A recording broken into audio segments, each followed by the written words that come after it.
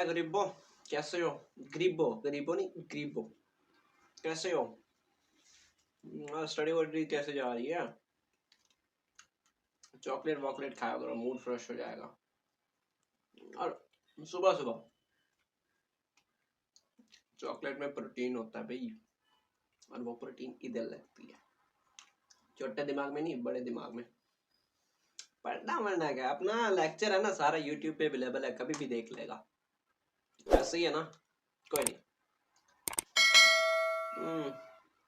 खा लिए, अब हम पढ़ते हैं। ओके देखो, वही चीज अपने कॉमन है, पंजाब हो, सिंध हो, फेडरल बोर्ड, कोई भी, कोई फर्क नहीं पड़ता, सबके लिए है ना। ये सबके लिए है, सबके लिए एक जैसा है।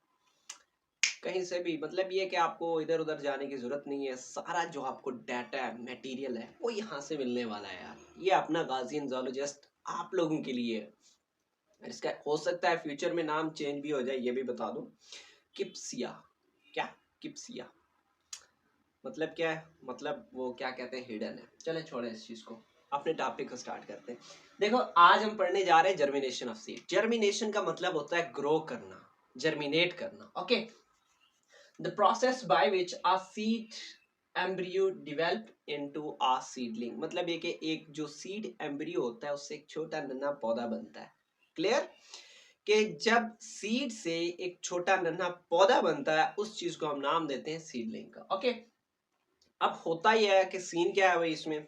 अब वो सीन ये है कि जो सीड कोट होता है, वो seed coat is soaked with water and swell and splits the seed coat. भाई फॉर एग्जांपल ये है आपका वो सीड, और जैसे ही मतलब ये ऑब्जर्व करता है वाटर को, वाटर को ऑब्जर्व करने के बाद भाई ये फूल जाता है।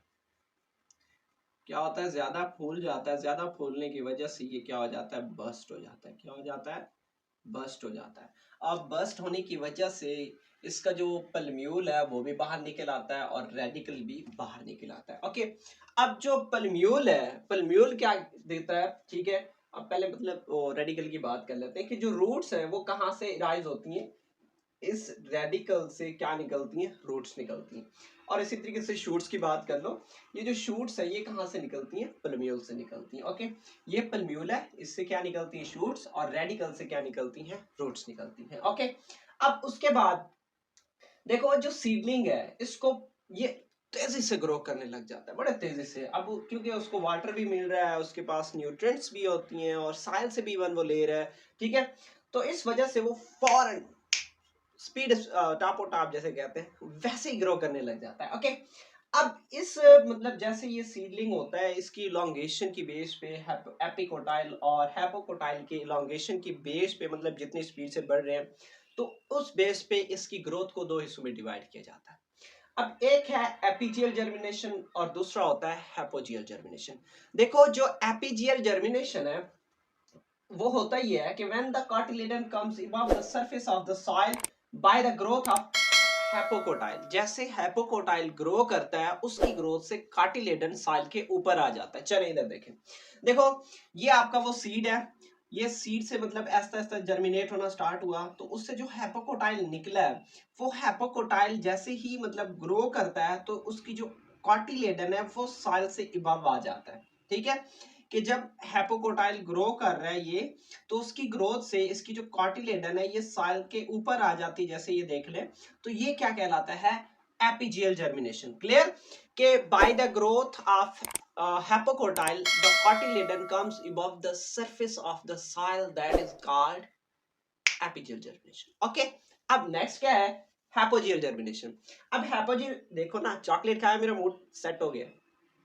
अब हैपोजियल जर्मिनेशन में क्या होता है कि जब कार्टिलेडन सॉइल के नीचे ही रहता है, कार्टिलेडन सॉइल से ऊपर आता ही नहीं है, सॉइल से ऊपर आता ही नहीं है, ठीक है, वो नीचे ही रह जाता है। जैसे कि ये देख लो कि भाई ये आपकी वो मतलब सीड है, ये एम्ब्रियो मतलब वही आपका सीडलिंग है, और यहाँ से ये प्लांट ग्रो कर रहा है, ठीक है। अब इसमें देखो, यहाँ से लग तो नहीं रहा, अब इसमें देखो कि ये जो ये चीज है, ये जैसे ही मतलब ये हैपोकोटाइल ग्रो कर रहा है, तो आपकी कार्टिलेडन सॉइल के नीचे ही है, और एपिकोटाइल ऊपर ग्रो कर रही है।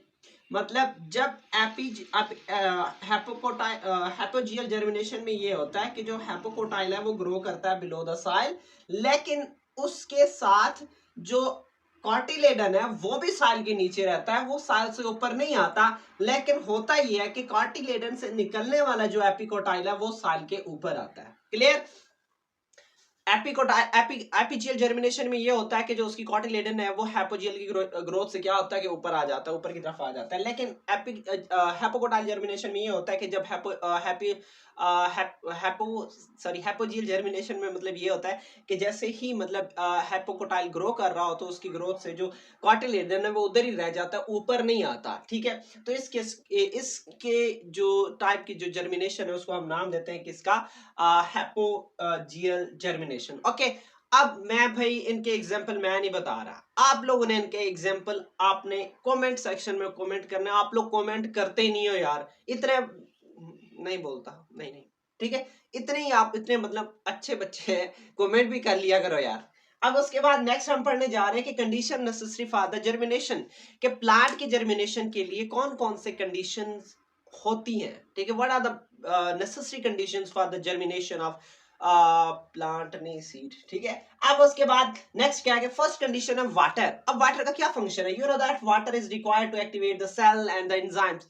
देखो आपको पता है कि मेटाबॉलिज्म के लिए या कोई भी फंक्शन है उसको स्टार्ट करने के लिए बिस्मिल्लाह कहाँ से करते हैं, पानी से बिस्मिल्लाह करते हैं। ओके, अब इसका क्या काम है कि जब प्रोटोप्लाज्म उनका सैचुरेटेड हो जाता है और एक्टिव हो जाता है, प्रोटोप्लाज्म क्या होता है ये भी कमेंट सेक्शन में कमेंट करके बताना है, कमेंट लाजमी करना है वरना मैं नाराज हो जाऊंगा भाई। ठीक है, अब उसके बाद दूसरी यही बात मैंने इधर भी की है कि ये वाटर क्या करता है, जो सीड कोट है उसको सॉफ्ट कर देता है और वो सीड कोट बस्ट हो जाता है, फट जाता है, और उसके फटने से क्या होता है कि जो रेडिकल और पल्म्यूल है वो उससे ऐसे बाहर निकल के आ जाती हैं। चलें जी, that is radical and this one is the plumule, और जो कि पल्म्यूल से आगे फर्दर क्या बनता है, शूट बनता है। ओके, अब सेकंड पॉइंट क्या है, ऑक्सीजन। ऑक्सीजन आपको पता है that is necessary for respiration. आपने एरोबिक रेस्पिरेशन पढ़ा होगा, ग्लूकोज के साथ ऑक्सीजन रिएक्ट करता है तो उससे क्या प्रोड्यूस होता है, कार्बन डाइऑक्साइड और वाटर प्रोड्यूस होता है, और साथ में एटीपी प्रोड्यूस होता है, ऐसे ना। तो एक्चुअली उस रेस्पिरेशन के लिए ऑक्सीजन लाजमी है, क्योंकि उस जो सीड के अंदर स्टोर्ड फूड है उस स्टोर्ड फूड को ब्रेक डाउन करना है, उसको ब्रेक डाउन करेंगे तो उस बेचारे को एनर्जी मिलेगी। ठीक है, अब अगर ऑक्सीजन नहीं है तो फूड की ब्रेक डाउन नहीं होगी, अगर फूड की ब्रेक डाउन नहीं है तो वो ग्रो नहीं करेगा। इसीलिए निचला पॉइंट देखो। ओके, कि deep buried seeds do not germinate. क्यों? क्योंकि नीचे भाई ऑक्सीजन ही नहीं होती, जमीन में घुसे होते हैं बहुत ज्यादा, तो वहां क्या ऑक्सीजन नहीं होता, ऑक्सीजन ना होने की बेस पे वो सीड ग्रो नहीं कर पाते। ओके, नेक्स्ट है टेम्परेचर। आपको पता है कि भाई एंजाइम्स वर्क करती हैं स्पेसिफिक टेम्परेचर पे, जैसे हमारी बॉडी का जो टेम्परेचर 37 है, 37 से टेम्परेचर इबव हो तो हमारी एंजाइम्स नहीं वर्क करती, और 37 से बिलो हो तब भी हमारी एंजाइम वर्क नहीं करती, इनएक्टिव हो जाते हैं। तो सिमिलरली ज्यादा हो तो डीनेचर हो जाता है, अगर कम है तो इनएक्टिव हो जाते हैं। तो सेम केस यहाँ है कि प्लांट्स के लिए जो ऑप्टिमम टेम्परेचर है that is 25 to 30 degree centigrade, degree celsius. Okay, अब अगर टेम्परेचर इससे बिलो है, फॉर एग्जांपल 0 डिग्री सेंटीग्रेड है, तब प्लांट ग्रो नहीं करेंगी। और इवन अगर 35 प्लस है तब भी क्या होगा कि जो प्लांट की ग्रोथ है वो नहीं होगी। ओके, तो इसीलिए प्लांट की अगर बेस्ट ग्रोथ आपको चाहिए तब टेम्परेचर कितना होना चाहिए 25 टू 30 डिग्री सेंटीग्रेड। आप लोगों ने green house gas, green house मतलब देखे होंगे, ग्रीनरी वगैरह, ठीक है, जहाँ पे डिफरेंट प्लांट्स, छोटे छोटे पौधे रखे होते हैं और उन्होंने ग्रीन सा वो बनाया होता है। क्यों? क्योंकि सर्दियों में टेम्परेचर कम हो जाता है, वो प्लांट स्पेसिफिक टेम्परेचर पे ग्रो करते हैं, तो उससे ये होता है कि वो जो ग्रीन है वो टेम्परेचर एक दफा आता तो है फिर वापस नहीं जाता, इससे वहां का जो टेम्परेचर है वो मॉडरेट रहता है और उनके जो प्लांट्स है वो सरवाइव करते हैं। ओके, तो ये था हमारा आज का टॉपिक जिसमें हमने पढ़ा कि भाई हैपोजियल जर्मिनेशन क्या है, एपिजियल जर्मिनेशन क्या है। उसके अलावा हमने पढ़ा था कि जो conditions necessary for the germination of seed वो कौन से। ओके, एपिजियल जर्मिनेशन में यही पढ़ा था कि जो कॉटिलेडन है वो सॉइल के नीचे रह जाता है बाय द ग्रोथ ऑफ हैपोकोटाइल, और आप लोगों ने हैपोजियल जर्मिनेशन में ये पढ़ा था कि जो कॉटिलेडन है, और नहीं नहीं नहीं नहीं, नहीं गलत बोल गया। एपिजियल जर्मिनेशन में क्या होता है कि जो आपका कॉटिलेडन है वो सॉइल से इबाव आ जाता है by the growth of hypogeal germination, hypocotyl. और आप लोगों ने हैपोजियल जर्मिनेशन में ये पढ़ा था कि जो कॉटिलेडन है वो सॉइल के नीचे रह जाता है by the growth of hypocotyl. Okay, बाकी ये कंडीशंस हमने पढ़ी थी, दैट एवरीथिंग इज क्लियर। आप लोगों को स्क्रीनशॉट बनाना है तो भी बना ले, मैं साइड पे हो जाता हूँ और इंशाल्लाह मिलते हैं नेक्स्ट वीडियो में। पहले स्क्रीनशॉट बना लो, फिर बातें करनी है आप लोगों से। 1 और 3 2 1 गो। ठीक है, तो ये छोटी मोटी चीजें हैं, इनको लाजमी देख लीजिएगा। ओके, और गाजी इंसालॉजिस्ट इसको लाजमी फॉलो करें। ये आपका अपना चैनल है, मैं आपका अपना भाई हूँ, हम साथ रहेंगे, हम भाई साथ साथ। ओके, तो इंशाल्लाह मिलते हैं नेक्स्ट वीडियो में, तब तक इजाजत चाहता हूँ। ओके, अल्लाह हाफिज।